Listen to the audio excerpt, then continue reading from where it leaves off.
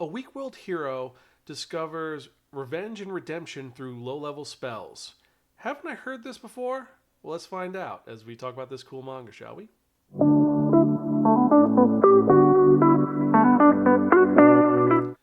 Hello and welcome to another episode of the Spiraken Manga Review. I'm your host Zen, saying konnichiwa, aloha, buongiorno, and what's up?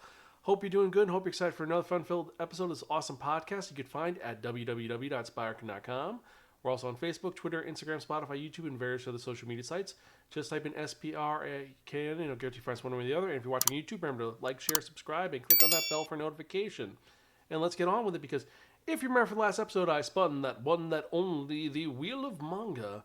And it dictated today reviewing a light novel adaptation, which was written by Kaoru Shinozaki and Keyaki Uchi-Uchi and illustrated by Sho Uyoshi. This was published by Overlap but released over here by Seven Seas Entertainment. It was released in Comic Gardo magazine, and the original run, this is a shonen series, and the original run was 2019 to present. The light novel came out in 2017 originally, still coming out this day. There are 10 volumes. The series is not complete yet. There is an anime adaptation, and this is a dark fantasy isekai revenge story that's original name was Hazaru Waku no Yotai Ichu Sekeri de Saikyo ni Nata Ore ga Subete o Junin Suremade. Or in English, it is known simply as Failure Frame. I survived, and I became the strongest and annihilated everything with low-level spells. And this manga is kind of insane, but it's very familiar because this is the story of Toki Minori, who is a young man in a class that gets isekai to an alternate world. We've heard this story before many times. And as he's isekai to this other world, unfortunately, when it opens up, he is being attacked by an insane minotaur when we first see him. What happened to cause this to happen? Well, turns out that everybody in his class was summoned to this world by the goddess Visis. And Visis gave every single person a different ability and a rating system like most video games. So everyone goes from S rank all the way down to E rank. Unfortunately, Mimori is the only one in the class who is E ranked, lowest level possible. Which for her, she says, everyone's a hero, but you're not good enough to do this. So what I'm going to do is I'm going to send you to the depths. And whatever happens, happens because you are not useful, you are useless. And it shows that the goddess is actually a really kind of mean person and wants to dispose of him. And he tries to say, listen, I'm a good person, you guys know me. And everyone has been kind of drinking the Kool-Aid because they all have amazing powers. And they said, we don't need this weakling, no problem. The only person who actually is defending him, unfortunately or fortunately, is his classmate Ayaka, who is another S-rank person who gets knocked out immediately. So he ends up getting sent to another world. But when she brings up, for the sake of everybody, just obediently get disposed of, he says, you know what, screw you. And tries to use his ability on her, on Visis. And it doesn't work. And he ends up getting sent down into the depths. And as he does this, he's now stuck in a very scary, disturbing place where there's tons of dead bones, and this is the ultimate dungeon, and he discovers what his ability is. What is his ability? Well, he has low-level spells, specifically 3 of them which are status effects. That's his power. Everybody else has fireball and levitation and summon weapon. His ability is he can put people to sleep, he can paralyze people, and he can poison people. That's it. No increased strength, no increased stamina. That's his ability.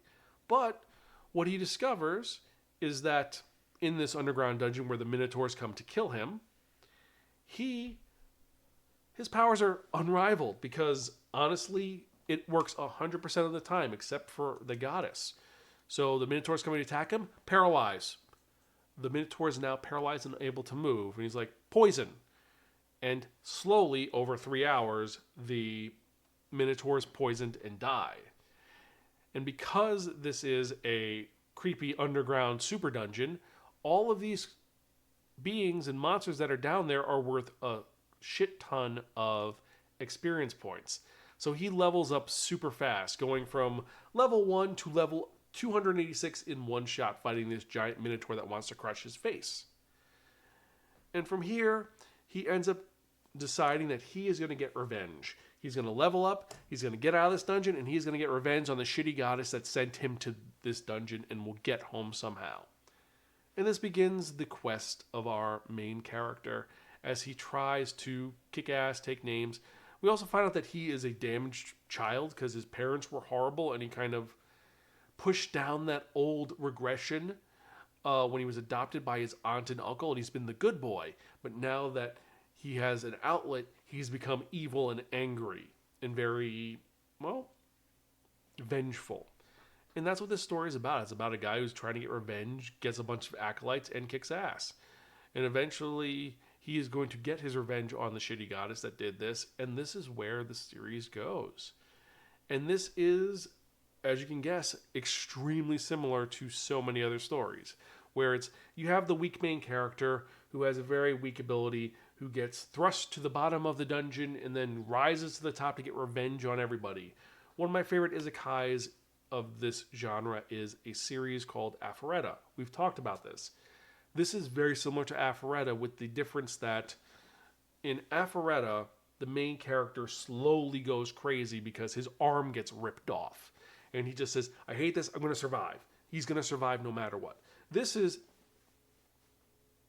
Mimori is already crazy, but he pretends he's not crazy. And everybody except for Ayaka and Celis, who are the two girls that are trying to help him, or who try to help him, everybody else is irredeemable in this. They're all horrible.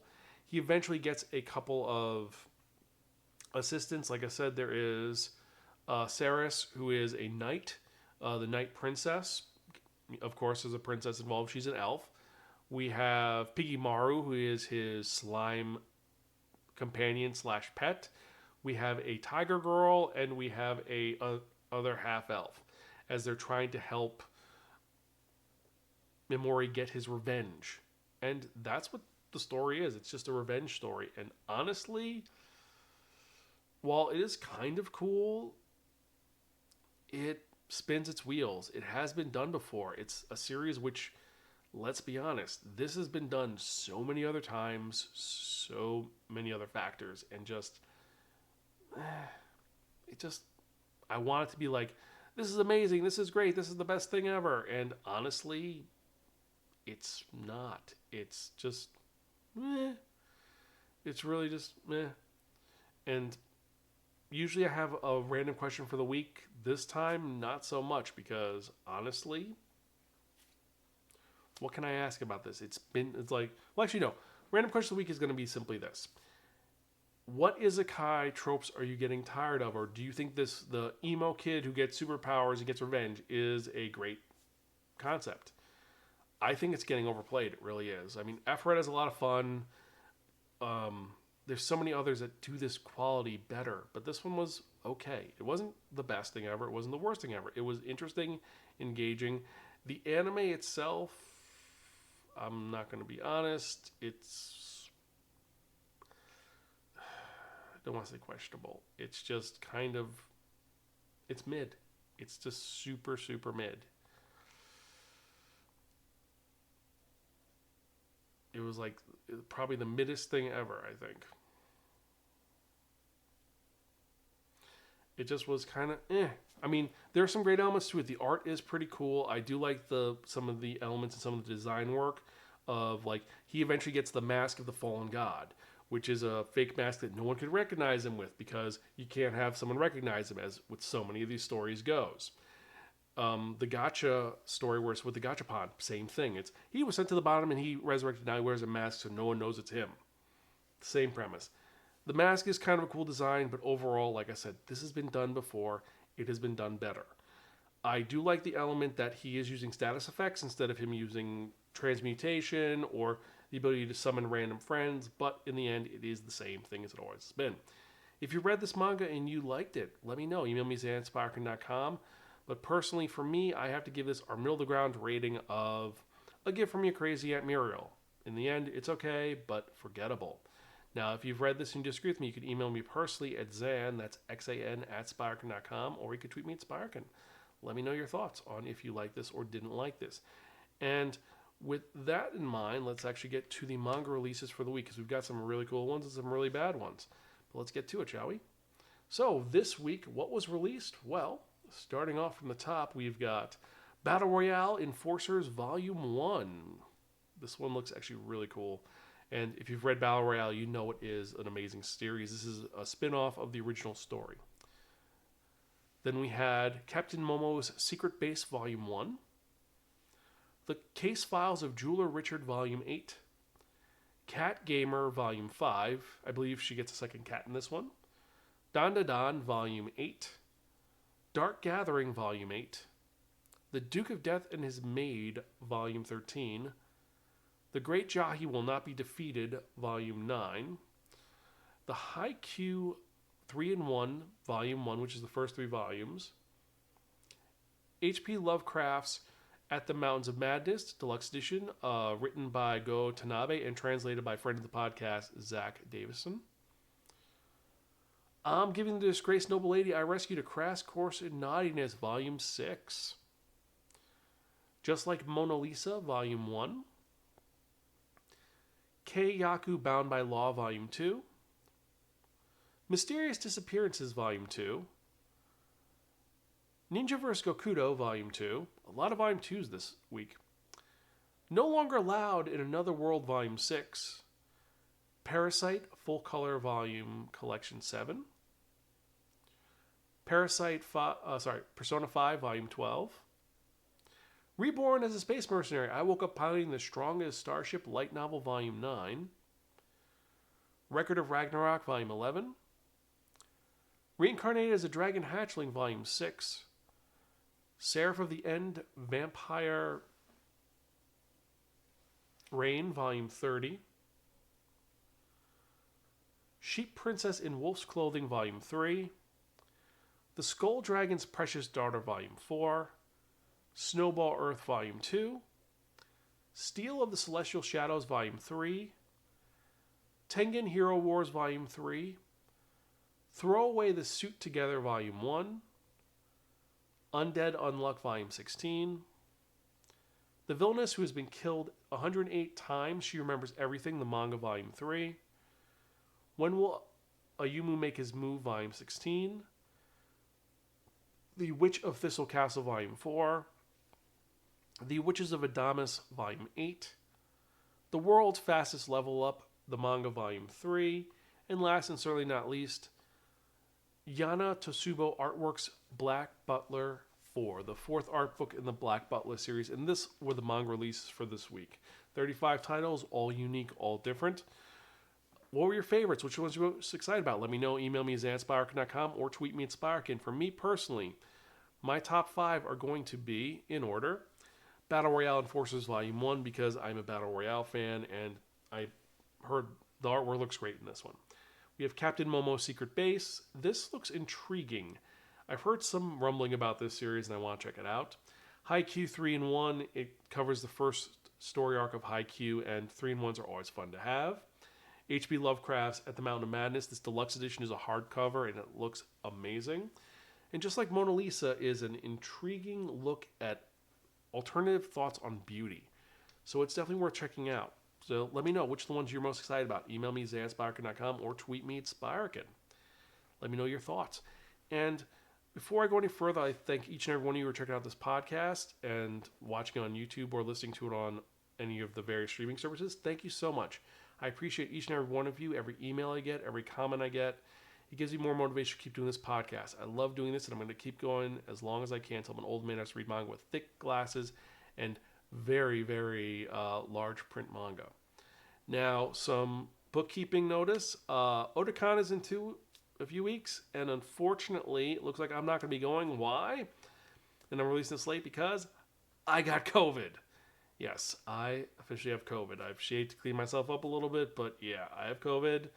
I am staying home because I don't want to get anybody sick. I will be releasing my panels virtually through the YouTube channel, and I'll leave a link on our x.com website and also on Blue Sky, so if you want to check it out there.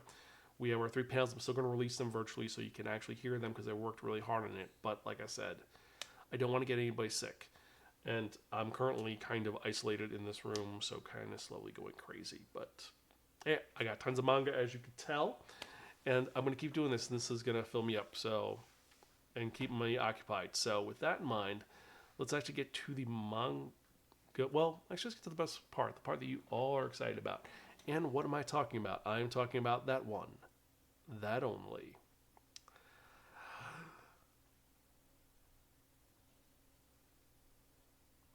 The Wheel of Manga!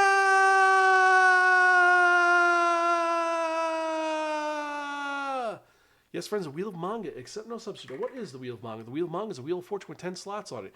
And what I've done is I've assigned a manga title to each of the 10 slots. So we're going to spin the wheel. Whatever number it lands on, that's what we're going to review in the next episode of the Spiraken Manga Review, episode 566. Can you believe it? 566 episodes of this awesome podcast that you can find at www.spiraken.com. So with that in mind, let's actually spin and see what we're going to review the next episode, shall we?